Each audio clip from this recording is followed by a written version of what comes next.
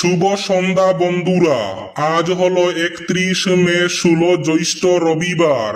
আজকের সন্ধ্যার বিশেষ বিশেষ খবরগুলি হলো, তাহলে বিস্তারিত খবরে যাওয়ার আগে অবশ্যই ভিডিওটিতে একটি লাইক করে চ্যানেলটি সাবস্ক্রাইব করে পাশের বেল আইকনটি বাজিয়ে রাখবেন এবং ফেসবুক পেজটি ফলো করে ভিডিওটি অবশ্যই শেয়ার করবেন যাতে সঠিক তথ্যগুলো সবার কাছে পৌঁছাতে পারে। এবার শুনুন আজকের খবরগুলির বিস্তারিত। প্রথম খবর, এবার বড় ঘোষণা হিমন্ত সরকারের। এবার রাজ্যের সাধারণ মানুষের জন্য আরো একটি সুখবর। এবার পেতে পারেন 2টি রেশন কার্ডের সুবিধা। পরিবার বড় হলে রেশন কার্ড 2টা করতে পারবেন। জুন মাসের পরে আসবে নতুন ঘোষণা।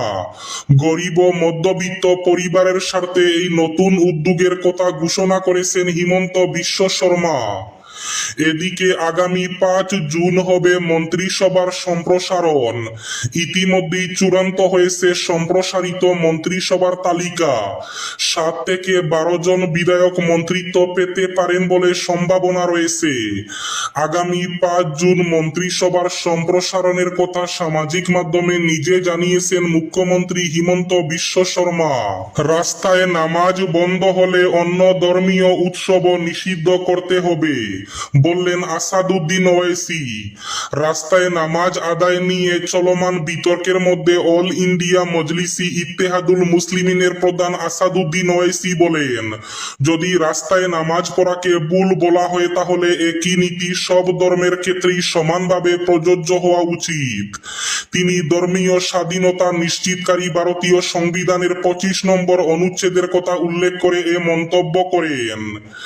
ঈদের এক পুনর্মিলনী অনুষ্ঠানে বক্তব্য দিতে গিয়ে আসাদুদ্দিন ওয়াইসি বলেন, রাস্তায় নামাজ নিয়ে আপত্তি তোলা হলেও অন্যান্য ধর্মের শোভাযাত্রা এবং ধর্মীয় সমাবেশ নিয়ে একই ধরনের প্রশ্ন তোলা হয় না।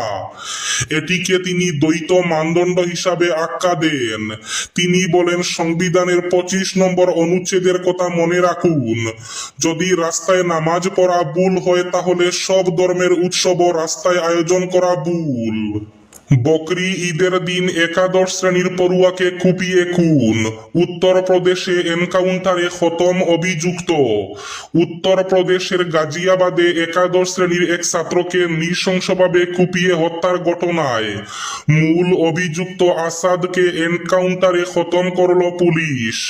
বকরি ঈদের দিন ঘটে যাওয়া ওই হত্যাকাণ্ডের পর থেকেই পলাতক ছিল অভিযুক্ত। শনিবার গভীর রাতে পুলিশের সাথে এক রুদ্ধশ্বাস গুলির লড়াইয়ে শেষ পর্যন্ত তার মৃত্যু হয়। যোগী আদিত্যনাথের পুলিশের এই পদক্ষেপের পর এলাকায় উত্তেজনা কিছুটা প্রশমিত হলেও থমথমে ভাব বজায় রয়েছে।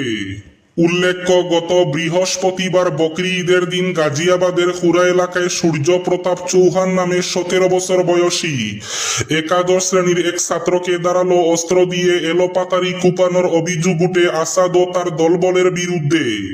গুরুতর জখম অবস্থায় সূর্য প্রতাপকে দ্রুত হাসপাতালে নিয়ে যাওয়া হলে চিকিৎসকরা তাকে মৃত বলে ঘোষণা করেন। 1 নম্বরেই সব ইমার্জেন্সি পরিষেবা, ডেডলাইন বেঁধে দিল সুপ্রিম কোর্ট। এবার থেকে জরুরিকালীন পরিস্থিতিতে মনে রাখতে হবে শুধু একটা নম্বর, 112। পুলিশি সহায়তা হোক কিংবা অ্যাম্বুলেন্স, ডায়াল করতে হবে 112 নম্বর। গোটা দেশ জুড়ে আপাতকালীন পরিস্থিতিতে শুধুমাত্র এই একটি নম্বর চালু করার পরিকল্পনা চলছিল বহু আগে থেকে। অবশেষে সেই পরিকল্পনা মেনেই যাতে দেশের প্রত্যেক প্রান্তে এই 112 নম্বরটিকে ইমার্জেন্সি নম্বর হিসাবে চালু করা হয়, সেজন্যই এবার ডেডলাইন বেঁধে দিল সুপ্রিম কোর্ট। দেশের শীর্ষ 200-তে এনপিটিইএল এর স্বয়মে চমকপ্রদ সাফল্য শিলচর আসাম বিশ্ববিদ্যালয়ের। অনলাইন শিক্ষা প্ল্যাটফর্ম এনপিটিইএল এর স্বয়ং কর্মসূচিতে চমকপ্রদ সাফল্য অর্জন করেছে আসাম বিশ্ববিদ্যালয়। 2026 সালের জানুয়ারি-জুন সেশনে বিশ্ববিদ্যালয়ের এনপিটিইএল স্বয়ং লোকাল চ্যাপ্টার প্রথমবারের মতো দেশের শীর্ষ 200 প্রতিষ্ঠানের তালিকায় স্থান দখল করে এ রেটিং অর্জন করেছে। গুমরায় পুলিশের দাওয়া এড়াতে গিয়ে অটোতে ধাক্কা মাদক থাকা গাড়ির, আহত 3 জন। কাছাড়ের গুমরা করচুরা 6 নম্বর জাতীয় সড়কে পুলিশের দাওয়া এড়াতে গিয়ে অটোরিকশার সঙ্গে মাদক বহনকারী গাড়ির সংঘর্ষে 3 জন গুরুতর আহত হন। ঘটনাকে কেন্দ্র করে এলাকায় চাঞ্চল্যের সৃষ্টি হয়েছে। জানা গেছে, গোপন সূত্রে প্রাপ্ত তথ্যের ভিত্তিতে গুমরা পুলিশ একটি এক্সপ্রেসো গাড়িকে আটক করার চেষ্টা চালায়। তবে পুলিশি তৎপরতা টের পেয়ে গাড়ির চালক দ্রুত গতিতে পালানোর চেষ্টা করে। এক পর্যায়ে খেলমা এলাকায় একটি গাড়ির নিয়ন্ত্রণ হারিয়ে একটি অটোরিকশাকে সজোরে ধাক্কা মারে। দুর্ঘটনায় অটোরিকশার যাত্রী সহ 3 জন গুরুতর আহত হন। স্থানীয়দের সহায়তায় আহতদের দ্রুত উদ্ধার করে চিকিৎসার জন্য হাসপাতালে পাঠানো হয়। ঘটনাটি ঘটেছে শনিবার সন্ধ্যা রাতে। এদিকে দুর্ঘটনার সুযোগে গাড়িতে থাকা ব্যক্তিরা ঘটনাস্থল থেকে পালিয়ে যায়। শ্রীভূমি তথা করিমগঞ্জের বজেন্দ্র রোডে ফের প্রশাসনের কড়া নজর। পুনরায় জরিপ অভিযান, একাধিক বাড়ি ও বহুতল ভবনে রেড মার্কিং। শ্রীভূমি শহরের অন্যতম ব্যস্ত এবং জনবহুল ব্রজেন্দ্র রোড এলাকায় সরকারি জমি, রাস্তা এবং নিকাশি ব্যবস্থার উপর অবৈধ দখল মুক্তকরণ নিয়ে যখন জোর জল্পনা চলছে, ঠিক সেই সময় শনিবার ফের সরেজমিনে জরিপ চালাল প্রশাসন। চন্দন চক্রবর্তীর নামে পরিচিত গলিতে শ্রীভূমি পুরসভার এক্সিকিউটিভ অফিসার প্রীতম শর্মার উপস্থিতিতে সদর সার্কেল অফিসের কর্মকর্তারা সরকারি নথিপত্র হাতে নিয়ে জমি পরিমাপ ও সীমারেখা নির্ধারণের কাজ করেন। প্রশাসনের এই তৎপরতাকে কেন্দ্র করে এলাকা জুড়ে ব্যাপক চাঞ্চল্যের সৃষ্টি হয় এবং বহু মানুষ জরিপ কার্যক্রম প্রত্যক্ষ করতে ঘটনাস্থলে ভিড় জমান। এদিনের জরিপ চলাকালীন সরকারি জমি, রাস্তা এবং ড্রেনের প্রকৃত সীমানা নির্ধারণ করে একাধিক বাড়ি, দোকানঘর ও বহুতল ভবনের গায়ে রেড মার্কিং বা লাল চিহ্ন আঁকা হয়। তামাক বিরোধী অভিযানে শিলচরে 5,800 টাকা জরিমানা আদায়। বিশ্ব তামাক মুক্ত দিবস উপলক্ষে কাছাড় জেলা প্রশাসন, কাছাড় পুলিশ ও শিলচর পুর নিগমের সহযোগিতায় শনিবার শিলচর শহরে জেলা তামাক নিয়ন্ত্রণ কোষ, জেলা স্বাস্থ্য সমিতি, কাছাড়ের পক্ষ থেকে সিগারেট এবং অন্যান্য তামাকজাত দ্রব্য আইন 2003-এর আওতায় একটি ব্যাপক অভিযান পরিচালিত হয়। ওই অভিযানে কোটপা বিধি লঙ্ঘনের দায়ে মোট 5,800 টাকা জরিমানা আদায় করা হয়েছে। এবার শেষ খবরটি।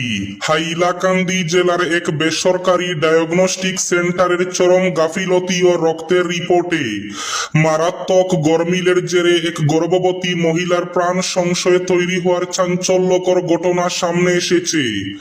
সরকারি স্বাস্থ্য কেন্দ্র এবং বেসরকারি ল্যাবে রক্ত পরীক্ষার রিপোর্টের বিশাল ফারাকের কারণে ভুল চিকিৎসার শিকার হতে বসেছিলেন রুমি রানী নাথ নামের এক অন্তঃসত্ত্বা মহিলা।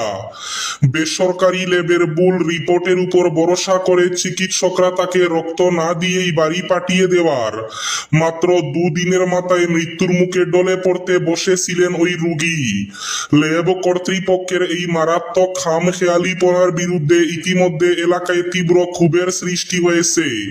ক্ষুব্ধ পরিবার অবিলম্বে তদন্ত সাপেক্ষে দোষীদের বিরুদ্ধে কঠোর আইনি ব্যবস্থা নেওয়ার দাবি জানিয়েছে জেলা স্বাস্থ্য বিভাগের কর্তাদের কাছে। এই ছিল আজকের সন্ধ্যার বিশেষ খবরগুলি। ভিডিওটি অবশ্যই লাইক করে শেয়ার করে দেবেন।